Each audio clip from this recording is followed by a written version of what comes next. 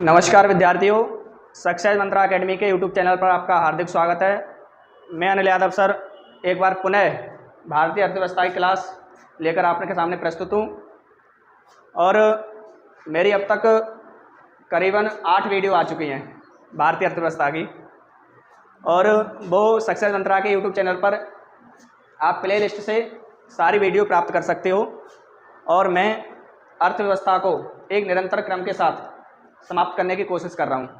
ठीक है, कल मैंने आपको पढ़ाया था मुद्रा के बारे में और मुद्रा की 4 चीज़ें बताई थी कि मुद्रा, अर्थव्यवस्था, भारतीय अर्थव्यवस्था। ठीक है ना।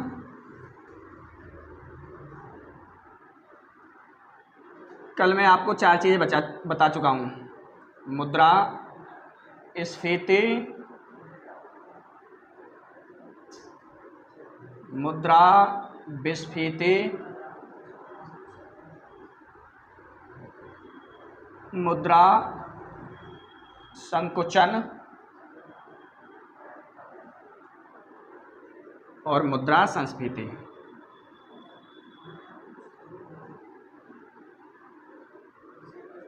कल मैंने आपको ये पूरी जानकारी के साथ और विधिवत तरीके से ये टॉपिक क्लियर कराया था।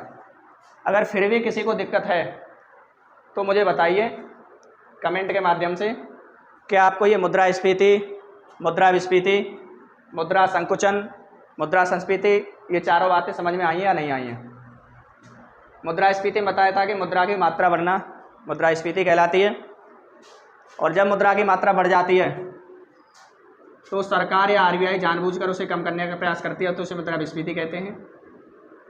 ठीक है। और जब मुद्रा की मात्रा इतनी कम हो जाती है तो फिर इसे जानबूझकर पुनः मुद्रा की मात्रा को बढ़ाने का प्रयास करते हैं, उसे संस्फीति कहते हैं। ठीक, मुद्रा की मात्रा बढ़ना स्फीति, जानबूझकर उसकी मात्रा को कंट्रोल करना विस्फीति। इतना कम हो गया मुद्रा की मात्रा तो फिर उसे दोबारा से जानबूझकर बढ़ाना संस्फीति कहलाती है। ठीक, तो निश्चित ही आशा करता हूँ कि ये मुद्रा स्फीति, विस्फीति, संकुचन, संस्फीति आप बहुत अच्छे से समझ पाए होंगे। आज नया टॉपिक मैं आपको पढ़ाने वाला हूँ, वो है मांग और कीमत का संबंध।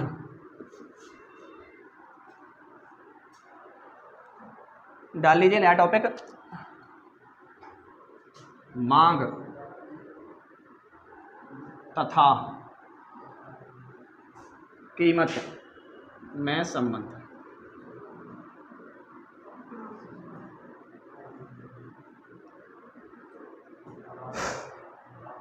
तो पहला सवाल तो यही है कि मांग और कीमत में कैसा संबंध होता है।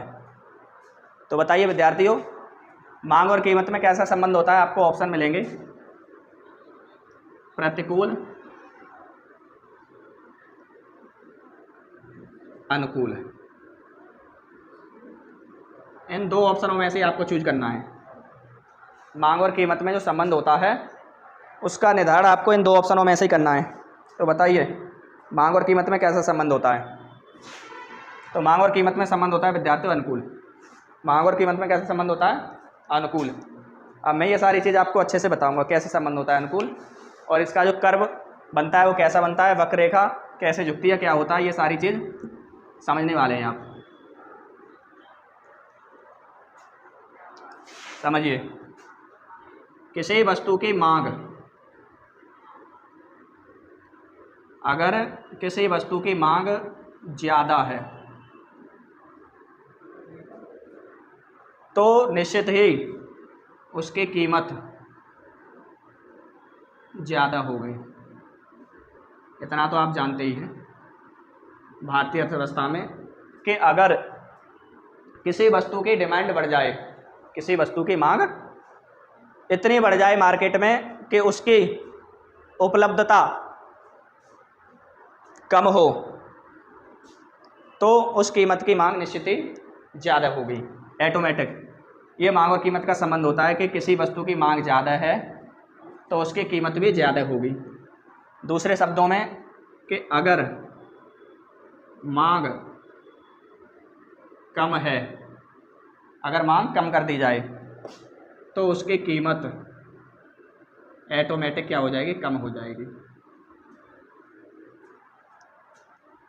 क्यों, बात समझ में आ रही है? बिल्कुल, कि जब वस्तुओं की मांग बढ़ने लगती है तो उनकी कीमत ऑटोमेटिक बढ़ने लगती है। इसे आप मार्केट के तरीके से अच्छे से समझ सकते हो। और जब उसी वस्तु की मांग कम हो जाती है, कोई खरीदने वाला नहीं होता, तो उस वस्तु की कीमत ऑटोमेटिक क्या हो जाती है, कम हो जाती है। तो ये कैसा संबंध हुआ कि मांग ज़्यादा तो कीमत भी ज़्यादा और मांग कम तो कीमत भी कम। तो इन दोनों के बीच जो संबंध बनेगा, मांग और कीमत के बीच संबंध कैसा हुआ, वो हुआ अनुकूल संबंध। ठीक है, बहुत अच्छे से। इसमें कोई ज़्यादा परेशानी में आने वाली बात नहीं है कि मांग ज़्यादा है तो कीमत ज़्यादा है, मांग कम तो कीमत कम। इसलिए जो संबंध कैसा है वो अनुकूल संबंध होगा, क्योंकि जो क्रियाएं हो रही हैं वो किसके अनुसार हो रही हैं, मांग के अनुसार हो रही हैं। ठीक, अब इसे मैं बिल्कुल डायग्राम के माध्यम से समझाता हूँ।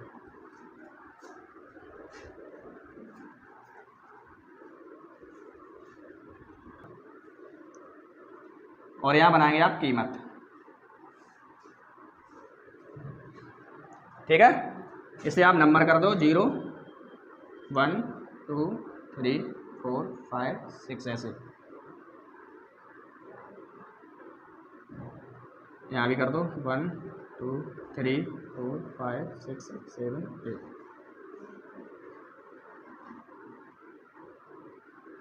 ठीक, ये हो गया, ये हमारी मांग है, ये हमारी कीमत है। तो देखिए कि जैसे जैसे हम ऊपर की ओर बढ़ेंगे, मतलब मांग में वृद्धि करेंगे, 1 से 2 पर जाएंगे, 2 से 3, 3 से 4, 4 से 5, 5 से 6, 6 से 7, 7 से 8, मतलब जैसे जैसे मांग में वृद्धि करेंगे वैसे वैसे क्या होगा कि ऑटोमेटिक उसकी कीमत में वृद्धि हो रही होगी, परिवर्तन हो रहा होगा। जैसे 1 से 2, 2 से 3, 3 से 4, 4 से 5, 5 से 6, आगे भी जा सकता है। तो हम ये समझे कि मांग जब 3 थी तो उसकी कीमत भी 3 होगी, मांग जब 6 थी तो उसकी कीमत भी 6 होगी। ठीक है ना, मांग जब बिल्कुल 6 है तो उसकी कीमत भी 6 होगी। तो इससे क्या हो रहा है, इससे ये हो रहा है कि ग्राफ हमारा निरंतर बढ़ रहा है। ये सारी चीज़ ये देखिए, ग्राफ क्या हो रहा है, निरंतर बढ़ रहा है। अगर इसके विपरीत क्या करूं कि मैं मांग को कम करूं, 6 से 5 पे लेके आ गया, तो इसकी कीमत भी ऑटोमेटिक ये आ जाएगी 5 पे। ठीक है ना, कीमत इधर को उल्टी। तो जो मांग और कीमत का संबंध हुआ वो संबंध हुआ अनुकूल। कैसा संबंध हुआ, अनुकूल।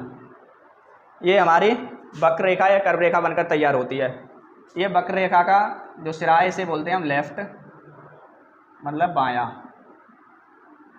और ये सिरा है इसका क्या है, राइट, मतलब दायां। ठीक, तो क्या समझे कि जैसे मैं मांग बढ़ा रहा हूँ वैसे कीमत बढ़ रही है इधर की ओर, जैसे मैं मांग नीचे घटा रहा हूँ तो कीमत भी इधर की ओर घट रही है। तो कैसा संबंध हो रहा है, ये अनुकूल संबंध हो रहा है, क्योंकि क्रियाएं किसके अनुसार हो रही हैं, मांग के अनुसार हो रही हैं।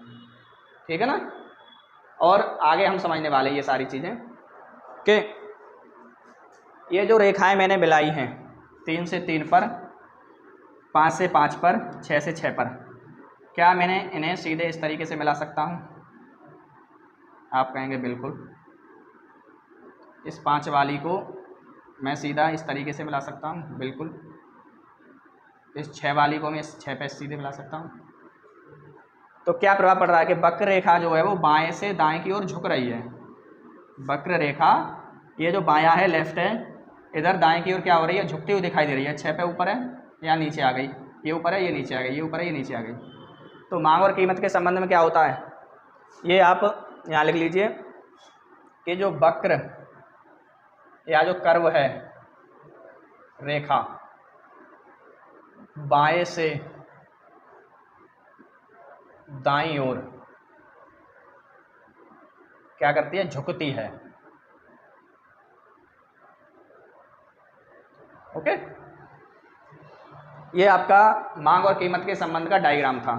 ठीक, और ये किसके अनुसार हो रहा है? मांग के अनुसार हो रहा है कि मांग ज़्यादा है तो कीमत ज़्यादा है, मांग कम तो कीमत कम। और ये संबंध कैसा है? ये अनुकूल संबंध होगा।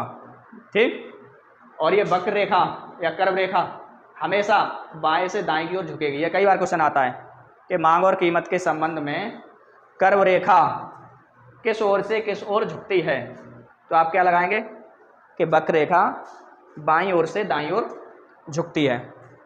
ठीक है, तो क्या समझे अब कि मांग तथा कीमत में कैसा संबंध है? फर्स्ट क्वेश्चन अनुकूल संबंध है सर।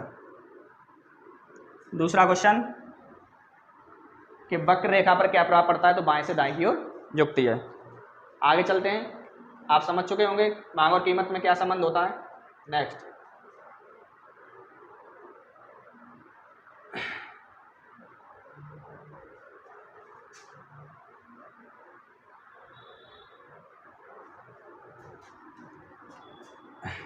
पढ़ते हैं हम कीमत तथा मांग का संबंध। बिल्कुल उल्टा है।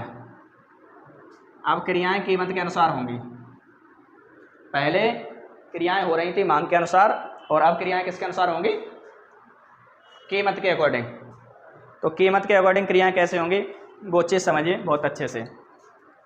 अब क्या होगा, मैं कीमत को लेकर चलूँगा कि जब वस्तु की कीमत, कोई वस्तु है उसकी कीमत ज़्यादा है तो निश्चित ही कि उस वस्तु को खरीदने वालों की संख्या होगी कम। होगी कि नहीं होगी? अरे बताइए। बिल्कुल, कि वस्तु की कीमत ज़्यादा है तो उसकी जो मांग होगी, मांग क्या होगी? वो कम होगी ऑटोमेटिक, क्योंकि अब हम कीमत को लेकर चल रहे हैं कि वस्तु की कीमत ज़्यादा है तो उसको खरीदने वाले होंगे कम, तो मांग क्या हो गई? कम। जब इसी वस्तु की कीमत को गिरा दिया जाए या मतलब कम कर दिया जाए, यहाँ थी ये ज़्यादा, जब इसी वस्तु की कीमत को कम कर दिया जाए तो उसकी मांग ऑटोमेटिक हो जाएगी ज़्यादा। ठीक, क्या समझे कि कीमत तथा मांग के संबंध में हमने ये समझा कि किसी वस्तु की अगर कीमत मार्केट में इतनी है, ज़्यादा हो रखी है, तो निश्चित ही उस वस्तु को खरीदने वालों की संख्या होगी कम, मांग होगी कम। बिल्कुल होगी सर। तो आगे, और जब उसी वस्तु की कीमत को कम कर दिया मैंने तो मांग ऑटोमेटिक क्या हो जाएगी? ज़्यादा हो जाएगी। इससे हम क्या समझे कि जब वस्तु की कीमत ज़्यादा है तो मांग कम है और वस्तु की कीमत कम है तो मांग ज़्यादा है। इसीलिए जो आपको ये संबंध दिखाई दे रहा है किसमें? कीमत और मांग में। ये आपको संबंध उल्टा दिखाई नहीं दे रहा, प्रतिकूल, क्योंकि क्रियाएं मांग के कीमत के अनुसार नहीं हो रही। अगर कीमत ज़्यादा होती उसके अनुसार मांग भी ज़्यादा होती तो अनुकूल होता, लेकिन यहाँ क्या हो रहा है? यहाँ विपरीत हो रहा है कि वस्तु की कीमत ज़्यादा है तो मांग कम है और कीमत कम है तो मांग ज़्यादा है। इसलिए कीमत और मांग में कैसा संबंध होता है? प्रतिकूल संबंध होता है। ठीक है विद्यार्थियों, कीमत और मांग में अगर संबंध आपसे पूछता है तो वहाँ प्रतिकूल संबंध होगा। ये क्वेश्चन ही हमें देख के करना होगा कि पहले वो कीमत पूछ रहा है या मांग पूछ रहा है। मांग और कीमत में अनुकूल होता है और कीमत और मांग में प्रतिकूल होता है। इसका भी डायग्राम सेम मांग और कीमत के संबंध की तरह ही बनता है।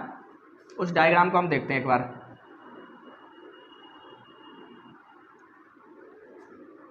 जीरो, यहाँ नंबर कर दो 1 2 3 4 5, 1 2 3 4 5 6। ठीक, और इधर लिख दो कीमत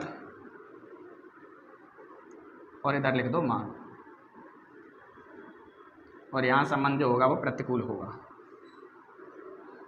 कैसा संबंध होगा? प्रतिकूल संबंध होगा। ठीक, देखते हैं कि जब वस्तु की कीमत कम थी, मतलब मैं कीमत रखता हूँ 2, तो निश्चित ही उसकी मांग इतनी होगी। जब वस्तु की कीमत कहाँ पर थी, 2 पर थी, तो उसकी मांग ज़्यादा होगी कि नहीं होगी, 4 पे होगी या 5 पे होगी या 3 पे होगी या 2 से ज़्यादा होगी। मतलब हम ये समझेंगे कि जब कीमत मैंने 2 पे रखी तो उसकी मांग निश्चित ही 2 से ज़्यादा होगी, 3 पे हो सकती है, 4 पे हो सकती है, 5 पे, 6 आगे भी हो सकती है, ठीक।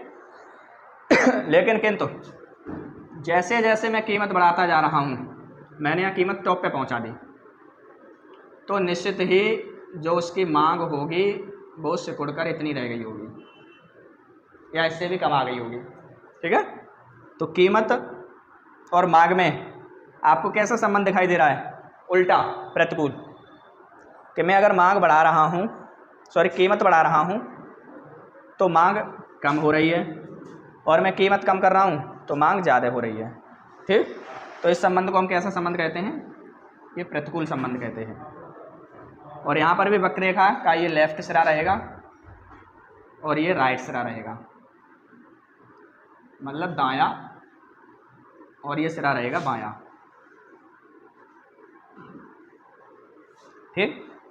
इन रेखाओं को मिटाकर मैं उसी तरीके से ड्रॉ करता हूँ जो पहले किया था, इस तरीके से, इस तरीके से। तो यहाँ पर भी आपको जो वक्र रेखा या जो कर्व दिखाई दे रहा है वो आपको लेफ़्ट टू राइट, बायां से दायां की ओर झुकता हुआ दिखाई दे रहा होगा, इधर उठा हुआ है, इधर झुका हुआ है, इधर उठा हुआ है, इधर झुका हुआ है। तो यहाँ पर भी आप वही बात लिखेंगे, क्या बात रखेंगे, कि जो वक्र रेखा है, वक्र रेखा बाएं से दाईं ओर क्या करती है, झुकती है, ठीक। तो कीमत और मांग का संबंध कैसा संबंध होता है, प्रतिकूल संबंध होता है। और दोनों में ही, मांग हो या कीमत हो, वक्र रेखा का तो संबंध ऐसा है कि हमेशा वो बाएं से दाएं की ओर ही झुकेगी, ये निश्चित ही आप इस चीज़ को नोट कर लो, ठीक। और इन दोनों का मैं निष्कर्ष लिखे देता हूँ, ठीक है।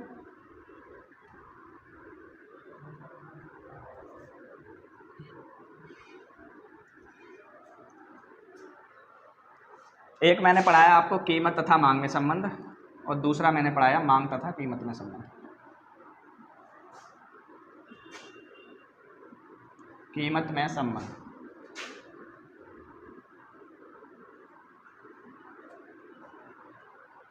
यहाँ मैंने जो आपको संबंध बताया वो बताया प्रतिकूल, और यहाँ संबंध मैंने बताया अनुकूल, ठीक। ये हमारे द्वारा हो रहा है और ये व्यापारी के माध्यम से हो रहा है। मांग कौन करता है, ग्राहक। जब ग्राहक किसी वस्तु की मांग कम करेगा तो व्यापारी निश्चित ही उसकी कीमत को कम करेगा। यहाँ व्यापारी के अनुसार हो रहा है कि अगर व्यापारी ने किसी वस्तु की कीमत बढ़ा दी तो हम उस वस्तु को कम खरीदेंगे,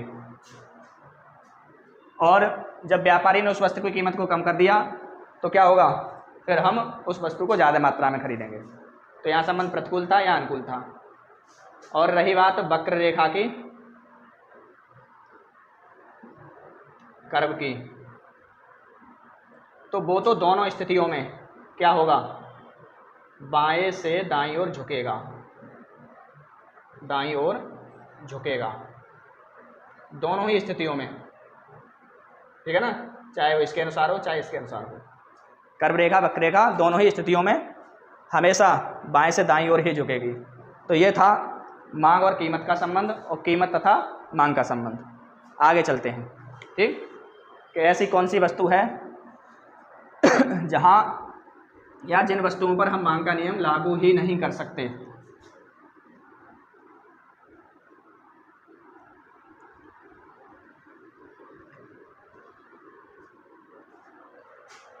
समझ आ रही है भारत की अर्थव्यवस्था, अच्छे से समझते रहो और इनके नोट्स बनाते रहो।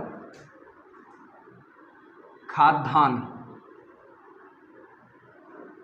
वस्तुएं या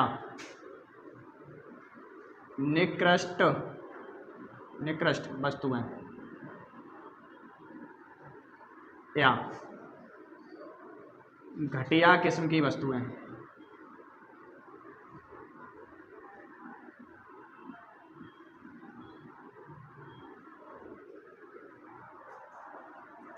आपसे प्रश्न पूछ लेता है कि ऐसी कौन सी वस्तुएं हैं जिन वस्तुओं पर मांग का नियम लागू नहीं होता।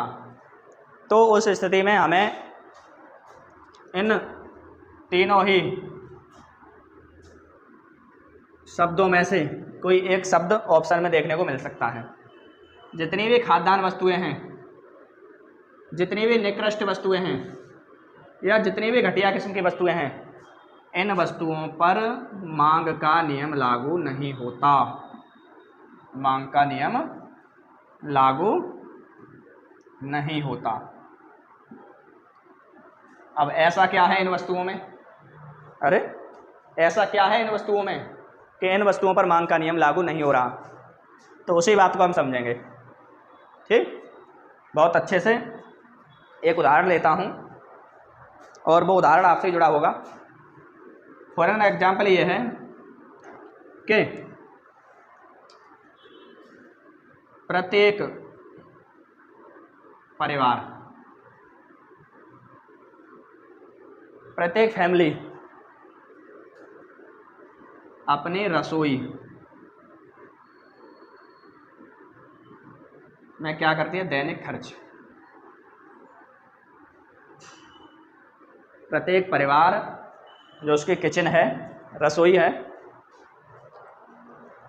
उसका दैनिक का खर्च होता है कुछ ना कुछ। ठीक, और उस दैनिक खर्च में आटा, दाल, दूध, फल आदि बहुत सारी चीज़ें शामिल हो सकती हैं। दैनिक खर्चा में क्या क्या चीज़ शामिल होती है कि आटा भी लेना पड़ता है, या घर का आटा होता है तो अनाज उगाना पड़ता है, दाल भी खरीदनी पड़ती है, दूध भी खरीदना पड़ता है और फल भी खरीदने पड़ते हैं। बहुत सारी चीज़ें हैं जो रसोई में, जिसके द्वारा प्रत्येक परिवार दैनिक खर्च करता है। ठीक, तो अब होता यह है कि ये विभिन्न प्रकार की जो वस्तुएं हैं, इनके मार्केट प्राइस या इनकी जो कीमत है वो बदलती रहती है। इन वस्तुओं के जो मार्केट प्राइस है या कीमत क्या होता है? बदलती रहती है।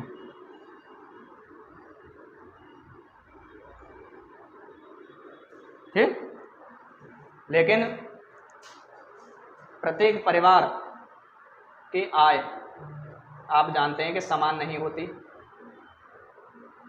प्रत्येक परिवार की आय समान नहीं होती, तो वो तो अपनी आय के अकॉर्डिंग दैनिक खर्च करेगा किचन पे। मान लो कि आटा आज 30 रुपया केजी है, दाल 100 रुपया केजी है, दूध 50 रुपये के लीटर है, फल मान लो कोई भी हो सकता है, एवरेजन 100 रुपये केजी। तो उसका दैनिक का खर्च हुआ 30, 100 ये सारी चीज़ मिलाने के बाद 130, 280 रुपये। ठीक लेकिन हुआ ये कि अगले महीने आटे की कीमत में हो गई वृद्धि। आटा हो गया 50 रुपया किलो। ठीक, दाल हो गई 100 से 110 रुपये किलो, दूध हो गया 70 रुपये लीटर और फल भी हो गए 120 रुपये केजी। तो क्या करेगा? अब वो सोचेगा कि मुझे खर्च तो 280 रुपया ही करने हैं क्योंकि मेरी इनकम ही इतनी है। तो अब ये विचार करेगा, सोचेगा कि मैं कौन सी वस्तु कम खरीदूं ताकि मेरे मासिक व्यय पर कोई खर्च ना बढ़े या मेरी मासिक व्यय परिवर्तित ना हो। तो आप दिमाग लगाइए, मुझे बताइए कि कौन सी वस्तु को वो कम खरीदना पसंद करेगा। तो आप कहेंगे सर कि कोई भी व्यक्ति अपनी किचन में आटे की मात्रा में कोई परिवर्तन नहीं कर सकता। ये मैं गारंटी के साथ कह रहा हूँ कि आप आटा की मात्रा में कोई परिवर्तन नहीं करेंगे। ऐसा नहीं है कि 30 रुपया किलो जब आटा आ रहा था तब आप कम खाना खा रहे थे या ज़्यादा खाना खा रहे थे, तो वो आटा 50 रुपये किलो हो जाएगा तो आप कम खाना कर दोगे, ठीक है। आप रोटियां तो उतनी ही खाओगे। अब आप दाल के बारे में सोचोगे कि भाई 100 रुपया किलो दाल थे, 110 रुपया किलो हो गई है, तो अब दाल के स्थान पर आप ला सकते हो आलू, ला सकते हो और भी वेजिटेबल ला सकते हो। ये चेंज कर दिया आपने। दूध की मात्रा में कटौती कर सकते हो। पहले 1 लीटर खरीदते थे, अब 500 ml खरीद सकते हो। फल की मात्रा में कटौती कर सकते हो। पहले 1 kg ले रहे थे, अब 500 ग्राम ले सकते हो। तो आप क्या समझे? हम समझे ये कि सर जो खाद्यान्न वस्तुएं थी, निकृष्ट घटिया किस्म की वस्तुएं थी, कि इन वस्तुओं पर मांग का नियम लागू नहीं हो रहा। क्यों नहीं हो रहा? कि आटे की कीमत में 30 से 50 में मैंने वृद्धि कर दी 20 की, लेकिन उसकी मात्रा पर कोई प्रभाव नहीं पड़ा। लोग तो उतना ही आटा खाएंगे, उतनी ही रोटियां खाएंगे, ठीक, कोई प्रभाव पड़ा नहीं पड़ा। लेकिन अगर मैं तुलना करूं तो आटे की तुलना में ये सभी निकृष्ट वस्तुएं हैं, घटिया किस्म की वस्तुएं हैं। क्योंकि आप जो परिवर्तन कर रहे हो, वो दाल में आपने परिवर्तन किया, दाल के स्थान पर आलू कर दिया। दूध में परिवर्तन किया, 1 लीटर की जगह 500 ml कर दिया। फलों में परिवर्तन किया, पहले 1 किलो खरीद रहे थे, या 500 ग्राम खरीद लेंगे, ठीक। तो क्या समझे? समझे ये आपके एग्जाम भी क्वेश्चन ये है कि मांग का नियम किस प्रकार की वस्तुओं पर लागू नहीं होता है। मांग का नियम किस प्रकार की वस्तुओं पर लागू नहीं होता है। तो आप खटाक से आंसर लगा देंगे। खाद्यान्न वस्तुएं ऑप्शन में, तो खाद्यान्न वस्तुओं पर, निकृष्ट वस्तुएं तो निकृष्ट वस्तुओं पर, और घटिया किस्म की वस्तुएं तो घटिया किस्म की वस्तुओं पर। तीनों में से कोई एक ऑप्शन आपको निश्चित ही एग्जाम में मिलेगा, ठीक है। और वो मैंने आपको ये एक प्रत्येक परिवार के हिसाब से समझा दिया कि एक परिवार की या प्रत्येक परिवार की आय जो होती है वो समान नहीं होती, ठीक, असमान होती है। और उसी आय की असमानता से उसका जो रसोई का दैनिक खर्चा होता है वो अलग अलग होता है। यहाँ मैंने बताया था कि एक व्यक्ति का दैनिक खर्चा रसोई का इतना है कि आटा खरीदता है, दाल खरीदता है, दूध खरीदता है, फल खरीदता है और भी चीज़ें खरीदता होगा, ठीक है। फिर मैंने यहाँ पे आपको कीमत बढ़ाई, 30 से 50 कर दिया, 100 से 110 कर दिया, 50 से 70 कर दिया, 100 से 120 कर दिया। तो हुआ ये कि उसने आटा की मात्रा में कोई परिवर्तन नहीं किया। यहाँ भी 1 kg खरीदेगा तो यहाँ भी 1 kg खरीदेगा, क्योंकि कम रोटी नहीं खाएगा। दाल को हटाकर उसने आलू यूज कर लिया। ये प्रत्येक व्यक्ति के दूध की मात्रा में गिरावट कर दी। फल की क्वांटिटी भी घटा दी। इस प्रकार क्या हुआ कि आटे की तुलना में ये सभी घटिया किस्म की वस्तुएं, हमने इन वस्तुओं की मात्रा में बदलाव किया है, परिवर्तन किया है। खाद्यान्न वस्तुएं निकृष्ट वस्तुएं और घटिया किस्म की वस्तुओं पर मांग का नियम लागू नहीं होता, ठीक। उम्मीद करता हूँ कि ये टॉपिक आप बहुत ही अच्छे से समझ पा रहे होंगे। आगे चलते हैं।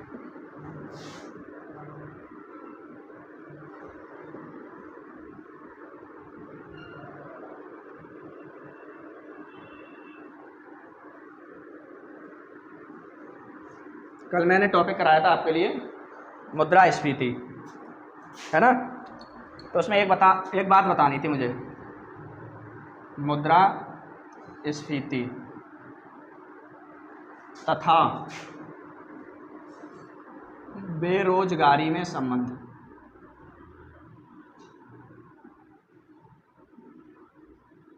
मुद्रास्फीति हालांकि टॉपिक मैं करा चुका हूँ, इससे पिछली वीडियो है, उसे आप देख लेना। मुद्रास्फीति क्या होती है वहाँ पता लग जाएगा तुम्हें। तो मुझे ये संबंध बताना था कि मुद्रास्फीति और बेरोजगारी में कैसा संबंध होता है, ठीक। तो इसका अर्थ यह है कि मुद्रास्फीति प्रोपोर्शनल टू 1/, बेरोजगारी, ऐसे समझेंगे आप। मतलब मुद्रास्फीति और बेरोजगारी में जो संबंध है वो कैसा, उल्टा संबंध है।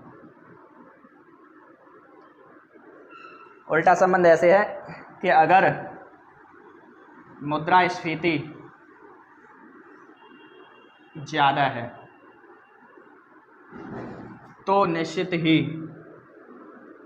बेरोजगारी क्या होगी, कम होगी। इसका अर्थ ये हुआ मुद्रास्फीति प्रोपोर्शनल टू 1 बेरोजगारी, संबंध उल्टा है मतलब विपरीत है।